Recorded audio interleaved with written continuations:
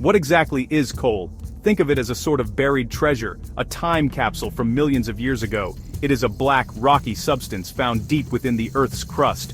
Long before dinosaurs roamed, vast forests and swamps covered the planet. When these ancient plants died, they sank into the muddy water. Over millions of years, layers of sand, rock, and earth piled on top of them. The immense pressure and heat from being buried so deep slowly cooked and squashed this plant matter, transforming it into the energy-rich material we call coal.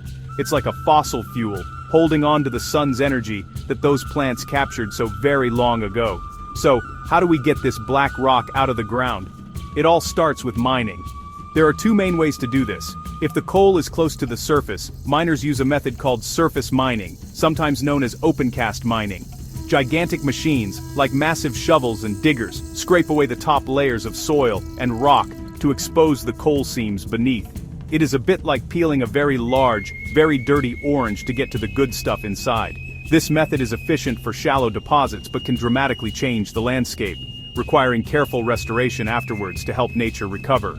For coal that is buried much deeper, miners must go underground. This is called deep mining or underground mining. Miners travel down long shafts in lifts, sometimes descending hundreds of meters into the earth. Down in the darkness, they use powerful cutting machines to carve out the coal from the rock face. The coal is then loaded onto conveyor belts, which act like long, moving pathways, carrying the coal all the way back up to the surface. It is a tough, challenging job that requires incredible skill and bravery to work in such confined spaces far below the ground we walk on. Once the coal is brought to the surface, its journey is far from over. It now needs to get to the power station where it will be used. This requires a massive transportation effort. Often the coal is loaded onto incredibly long freight trains, with dozens of wagons filled to the brim with the black fuel. These trains chug across the country, following railway lines that lead directly to the power stations. In other cases, where power stations are located near rivers or coastlines, the coal is loaded onto huge barges or ships, which sail through waterways to deliver their precious cargo. The goal is to keep a constant, reliable supply flowing.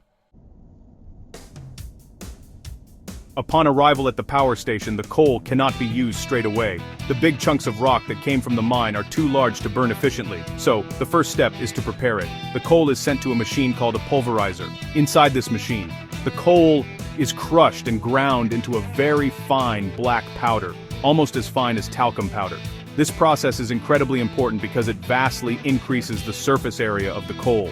Think about trying to light a big log with a single match versus lighting a pile of sawdust. The sawdust catches fire much more easily and burns faster and hotter. This fine coal dust is now ready for the main event. It is blown into a gigantic furnace, which is the massive, fiery heart of the power station. This furnace is called a boiler, and it is a colossal chamber lined with pipes full of water. As the coal powder is blasted into the boiler, it ignites almost instantly in a controlled, roaring inferno, releasing a tremendous amount of heat. The temperature inside can reach over 1,500 degrees Celsius. It is this intense heat energy, locked away in the coal for millions of years, that we are trying to release and harness to begin the process of making electricity. The burning of the coal is a chemical reaction. The carbon in the coal combines with oxygen from the air to produce heat, light, and gases like carbon dioxide. To keep the fire burning at just the right temperature, a constant supply of air is blown into the furnace. It is a carefully managed process, controlled by computers and skilled operators who monitor everything from the rate of coal being fed in to the amount of air being supplied. The goal is to get the most heat possible out of every single particle of coal, ensuring the power station runs as efficiently as it can, while generating a consistent and powerful source of heat. Of course, burning all that coal creates more than just heat. It also produces a lot of ash. There are two types: bottom ash, which is heavier and falls to the bottom of the boiler, and fly ash, which is a very fine powder that gets carried up with the hot gases. The bottom ash is collected and removed, often to be used in making concrete and building materials. The fly ash is captured by special filters in the power station's chimney, or flue stack, to prevent it from being released into the atmosphere. This is a crucial step in managing the environmental impact of using coal for power. Now, let's talk about all those pipes lining the walls of the boiler. These pipes are filled with water that is incredibly pure, even cleaner than the water we drink. This is essential to prevent any mineral buildup that could damage the pipes under such extreme conditions. The intense heat from the burning coal powder heats this water, causing it to boil and turn into steam. But this is not like the steam that comes out of a kettle at home. The water is kept under incredibly high pressure, which means it can be heated to a much higher temperature, creating what is known as superheated steam. This high-pressure superheated steam holds a massive amount of energy. It is like a powerful, invisible force, pushing outwards with great strength. This steam is then channeled through massive, thick pipes towards the next crucial piece of equipment, the turbine. A turbine is a remarkable machine made up of thousands of tiny blades, all attached to a central shaft. It looks a bit like a series of very complex metallic windmills all lined up in a row inside a casing. The design of these blades is a marvel of engineering, crafted to catch the moving steam in the most efficient way possible. The superheated steam is blasted at high speed onto the blades of the turbine. The force of the steam pushes against the blades, causing them to spin, much like how the wind turns the sails of a windmill. As the first set of blades spins, it makes the entire shaft rotate at an incredible speed, often thousands of times every minute. The steam then continues through the turbine, passing through progressively larger sets of blades, giving up more and more of its energy along the way until it has done its job. The heat energy from the coal has now been successfully converted into mechanical spinning energy. This spinning shaft of the turbine is connected directly to the generator, which is where the magic of electricity happens. Inside the generator, the spinning shaft rotates a giant magnet, or a set of powerful electromagnets, inside a tightly wound coil of copper wire. The science behind this is called electromagnetic induction. A moving magnetic field creates an electric current in a nearby wire. As the huge magnet spins, it generates a powerful, continuous flow of electrons in the copper coils. And that flow of electrons is what we call electricity. In this way, the spinning motion of the turbine is converted into electrical energy.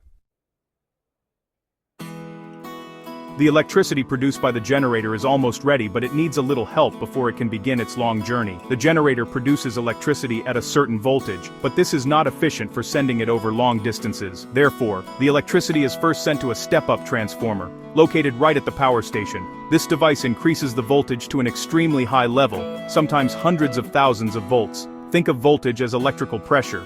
By increasing the pressure, we can push the electricity through the wires much more efficiently, losing less energy as heat along the way. This high-voltage electricity now leaves the power station and enters the national grid. This is a vast, countrywide network of thick cables and tall metal towers called pylons.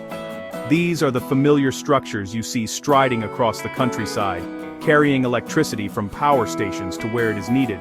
The grid acts like a motorway system for electricity, allowing power to be sent hundreds of miles from a remote power station to a bustling city. It ensures that when you flick a switch, there is power available regardless of where it was generated. It is a complex, interconnected system that balances supply and demand in real time. As the electricity gets closer to towns, cities, and our homes, the super high voltage is too dangerous for direct use. So, the electricity is sent to a series of smaller substations. Here, step-down transformers do the opposite of the ones at the power station. They reduce the voltage to safer, more usable levels.